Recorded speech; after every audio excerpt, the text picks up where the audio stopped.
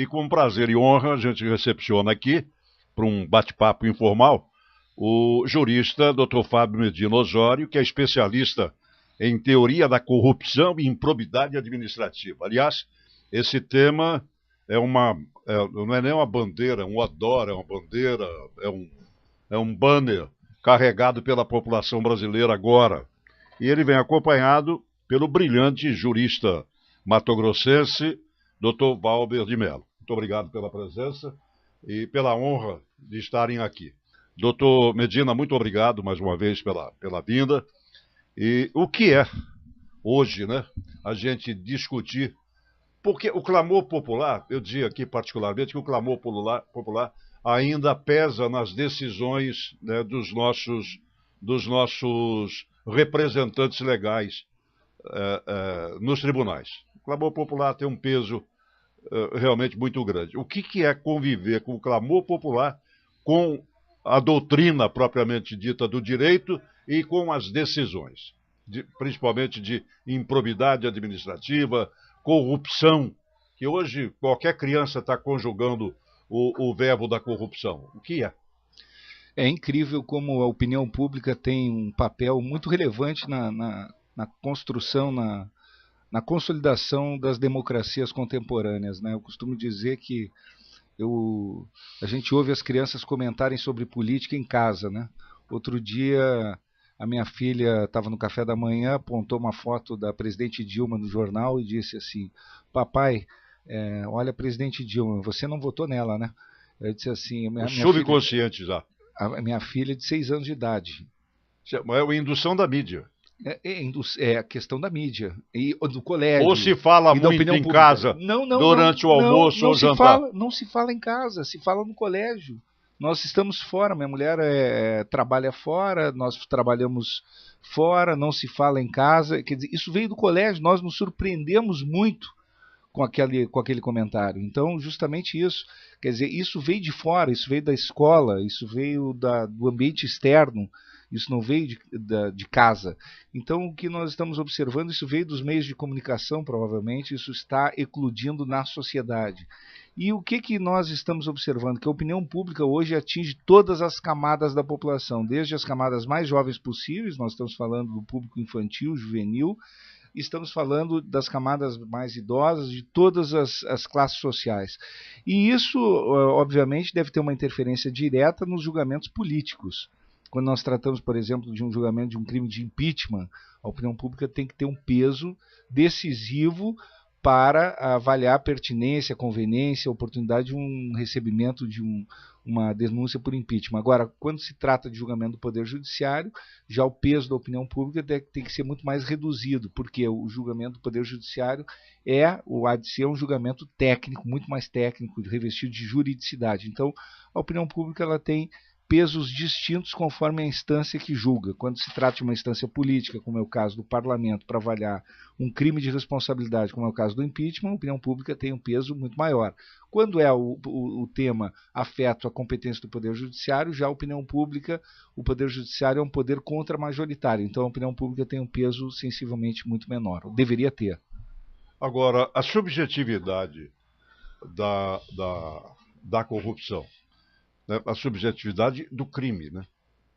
Porque nós julgamos o mensalão, por exemplo, em cima do domínio do fato.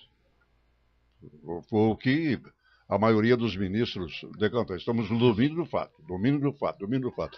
O domínio do fato passou a ser preponderante. Ele suplanta, ele salta as esferas da comprovação, das provas provadas realmente, das provas consubstanciais, num processo como esse de corrupção ou de improbidade administrativa?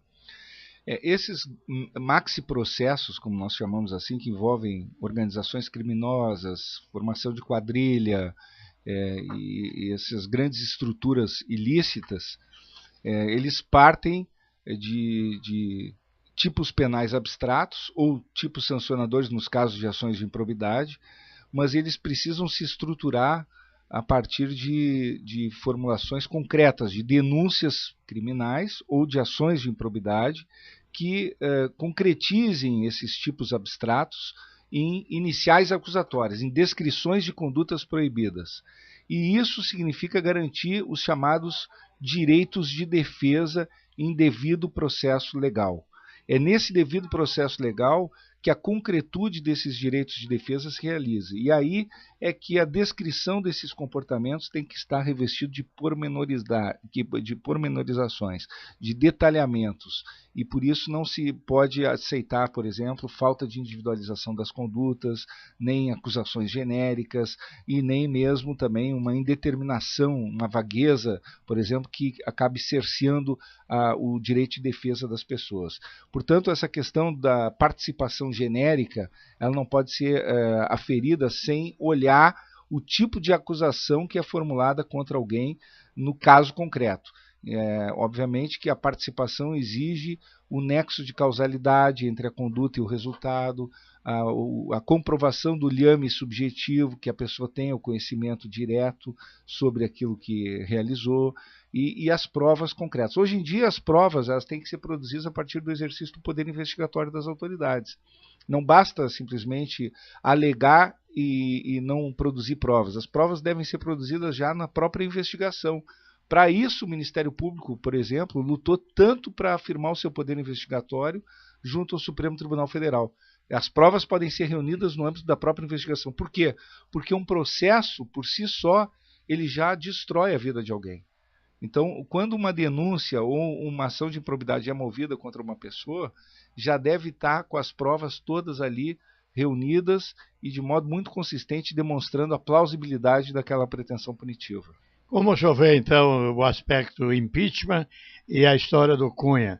São dois assuntos que estão na cresta da onda e há uma controvérsia de alguns, há uma discussão em cima disso aí. Como o senhor vê esse aspecto, juridicamente falando, dos dois casos, impeachment e Cunha?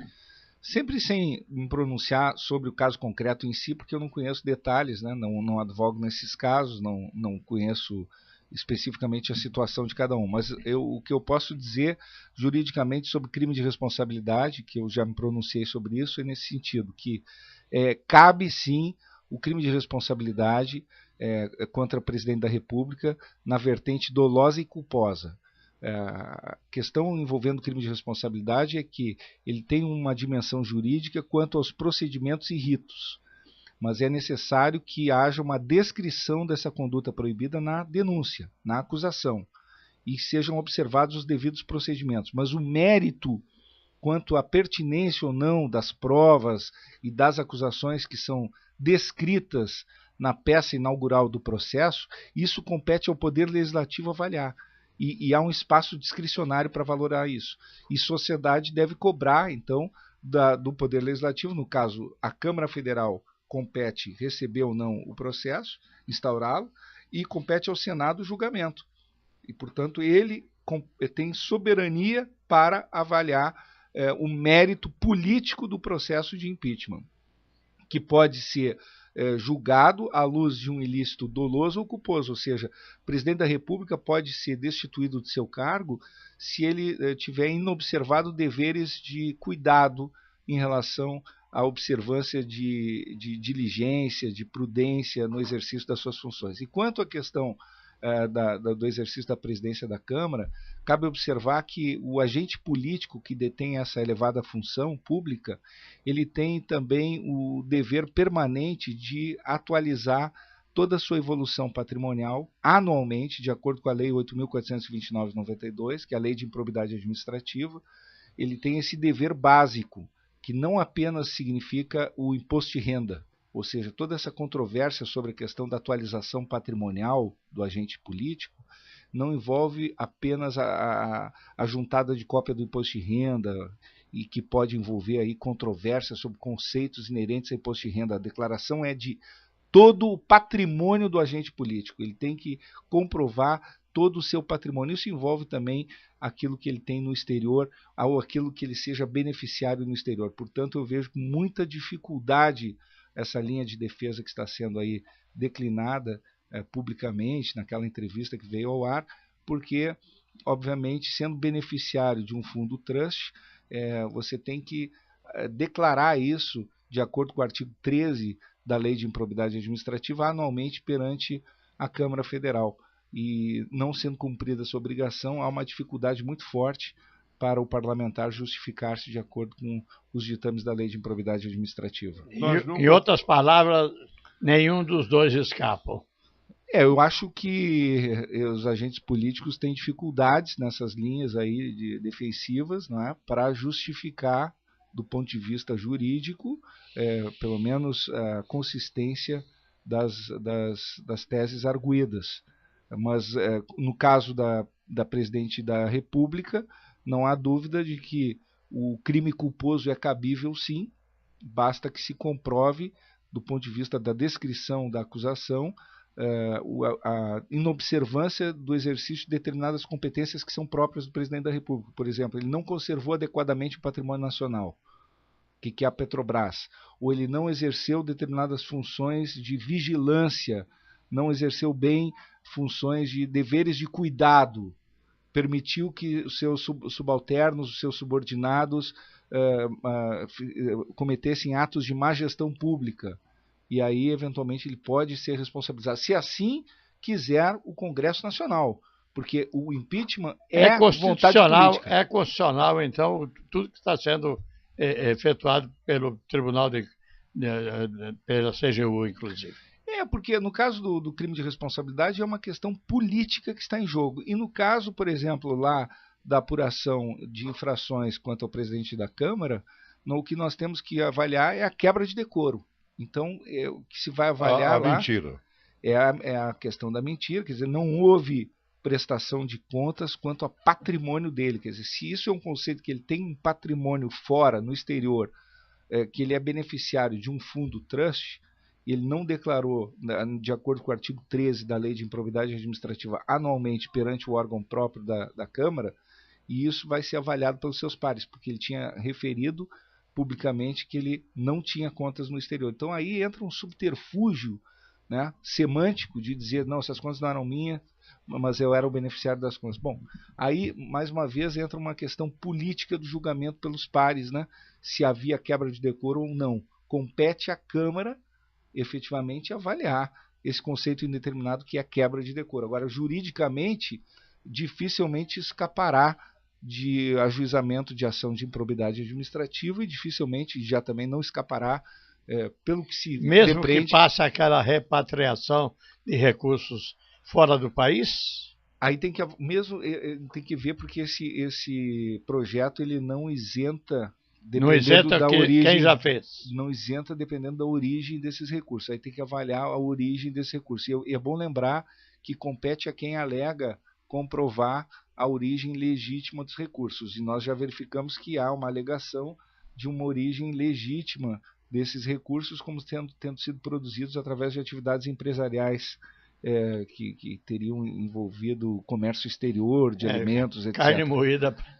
Mas aí compete a quem sustenta essa tese trazer os documentos e mostrar a pertinência das suas alegações.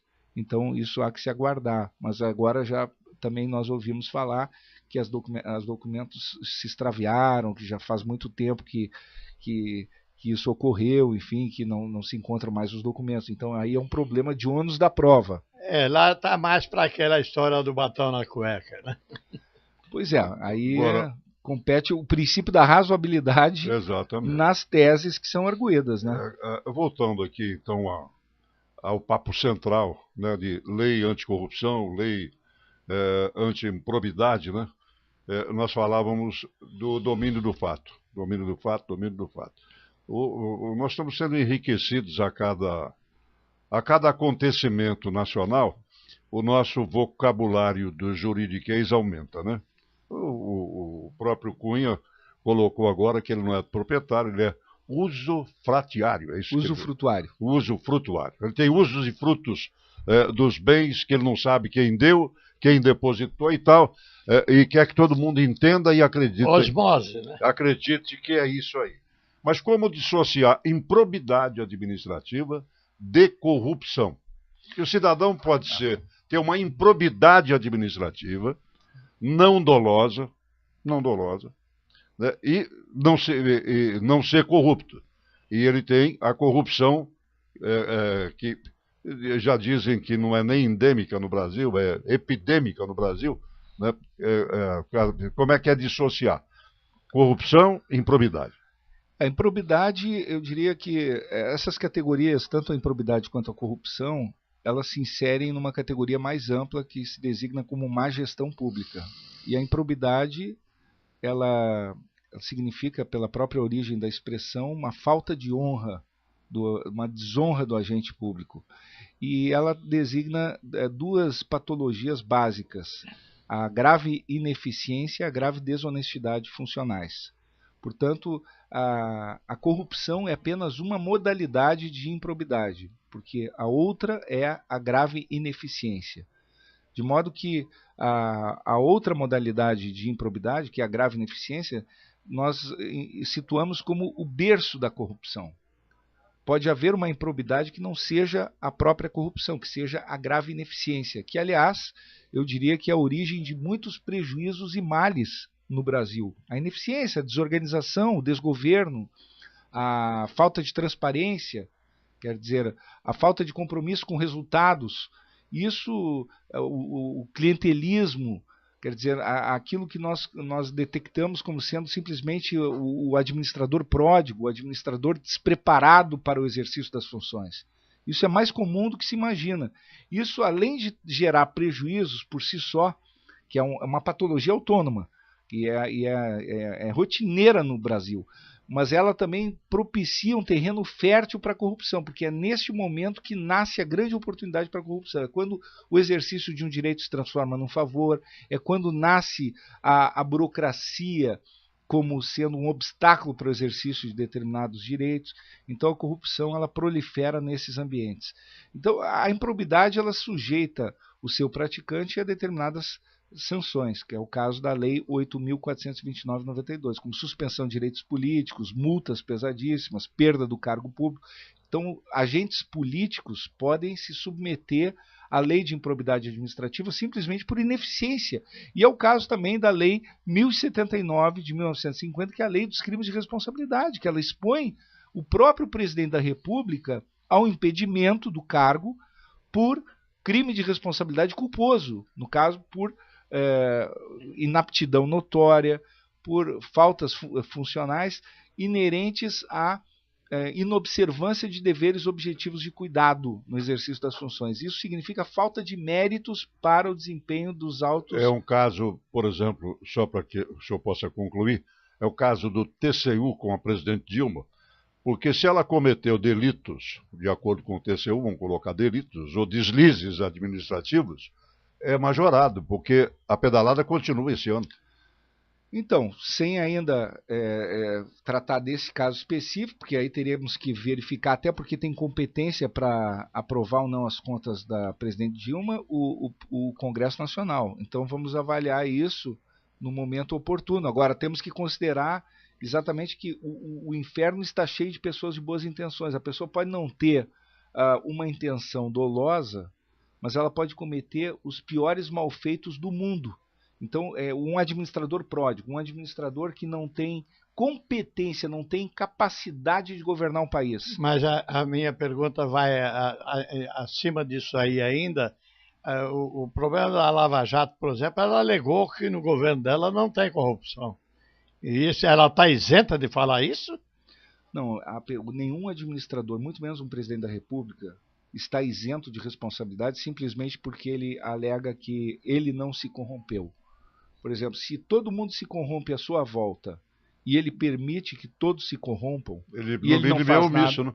Exatamente. Então, independentemente daquela questão, eu retorno a esse ponto, que ele alegue que ele não sabia, ou que ele não teve participação, ou que ele não tenha embolsado um tostão sobre esses negócios ilícitos, se ele foi intoleravelmente incompetente e permitiu o prejuízo ao erário, permitiu que as pessoas se enriquecessem à sua volta, permitiu a destruição do patrimônio nacional, permitiu a dilapidação do patrimônio público, então ele pode ser responsabilizado à luz da Lei 1079 de 1950. Ele pode ser responsabilizado por crime de responsabilidade e outros dos seus colaboradores eventualmente podem ser enquadrados na Lei 8.429 de 1992, que é a Lei de Improbidade Administrativa. Mas para isso é preciso que os investigadores e que os acusadores enquadrem corretamente nas peças acusatórias, que a investigação seja bem direcionada para esses pontos nevrálgicos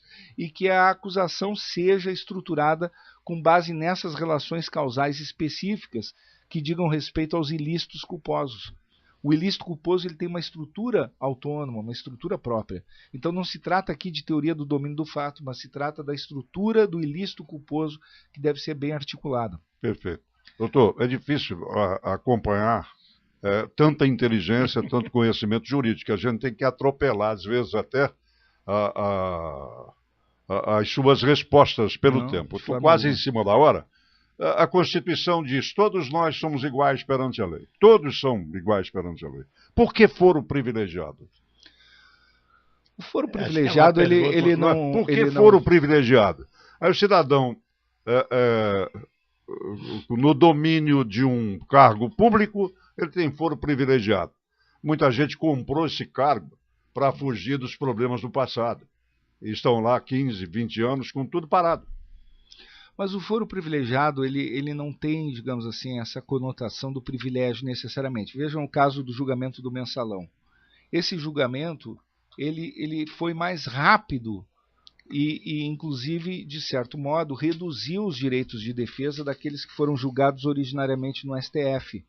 Inclusive, alguns daqueles réus condenados no Supremo Tribunal Federal alegam que não tiveram o duplo grau de jurisdição e estão recorrendo em cortes internacionais, reclamando que não tiveram recursos para outra corte e que tiveram apenas o Supremo Tribunal Federal. Então, o que falta é que nessas ações que têm foro privilegiado, os tribunais atuem com celeridade e que os tribunais sejam mais fiscalizados nessas ações originárias e não atuem corporativamente. Basicamente é isso. O foro privilegiado em si é até uma designação pejorativa dizer que é um foro, porque melhor falaria em foro por prerrogativa de função, porque talvez houvesse até um privilégio maior daquele que é digamos, um desembargador, um ministro, ser julgado lá pelo juiz de primeiro grau, porque o juiz poderia ficar temeroso de julgar alguém que está com uma ascensão maior sobre a sua carreira. E mais, às vezes o julgamento lá no primeiro grau ele tem uma quantidade tão grande de recursos para outros tribunais que ele demora mais. No caso do mensalão, voltando a esse exemplo, as ações de improbidade administrativa, no caso do mensalão, até hoje, as ações de improbidade que não tiveram foro privilegiado, até hoje não foram julgadas. Não foram julgadas. E as ações penais já foram julgadas e os réus já estão cumprindo pena. Então eu não vejo o foro por prerrogativa de função como sendo um privilégio. Eu vejo a deformação, muitas vezes, no julgamento ou na forma ideológica como se conduz isso em muitos tribunais. Doutor Fábio Medina, muito obrigado pela sua vinda aqui. Foi um prazer, foi uma honra.